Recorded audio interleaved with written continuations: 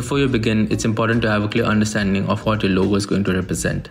The client will usually send over a document that will have all the necessary details, but if you feel it's incomplete, then don't hesitate to ask the client the questions you need to.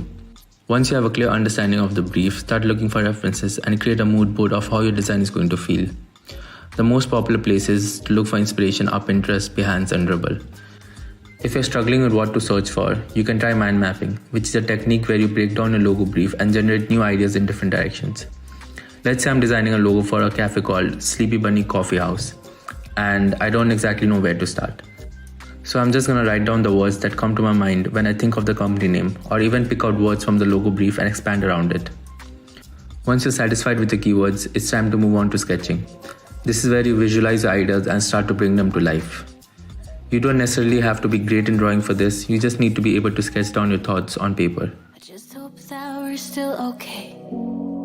You always pick me up and let me down. We're spinning around, losing our minds. And if we do, then if we don't, then if we give in what we want. And I always pick you up and let you down. We're spinning around, losing our minds. And if we do, then if we don't, then if we give in what we want to what we want.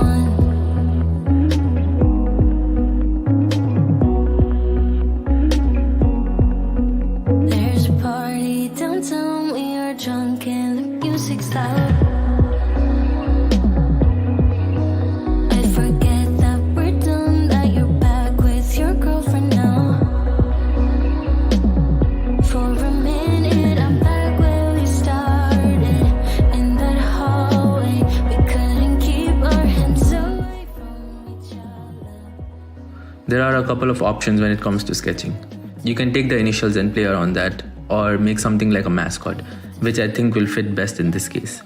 Or you could even just go the typography route and play around with that.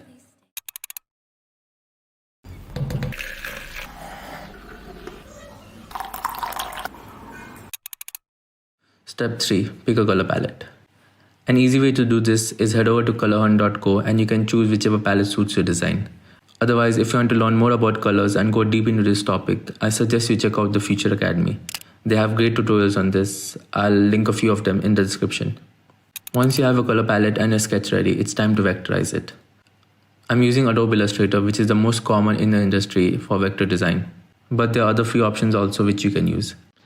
Take a photo of the sketch and drag it into the software to import it. I've decreased the opacity to 30% so I can trace over it. Select the image and you can change the opacity from above here. Using the ellipse tool on my left while holding shift, I'm going to create a circle. Then duplicate it by pressing Ctrl C and Ctrl V and drag the edges while holding Alt to make an ellipse. Duplicate it again and scale it down to make the inner ellipse. Create a circle again to make the rabbit's head. For the ears, I'm going to use the pen tool. Press P for the pen tool and start jotting down anchor points by left clicking on your mouse. Make sure to keep the points to a minimum and only place points where there is a curve starting. Then press Shift C to bring up the anchor point tool and click and drag to adjust the curves to your liking. Do the same for the second ear. Using the pen tool again, I'm making this curve for reference. Then using the direct selection tool, select the bottom anchor point and press delete. Do the same for the outer circle.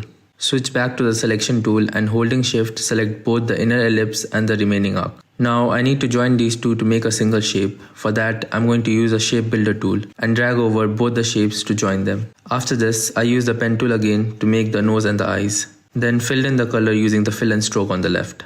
That's pretty much it for the basic structure of the logo. Now I'm just going to play around with the shapes a bit more, adjust it to my liking, add some text around it and fill in the colors.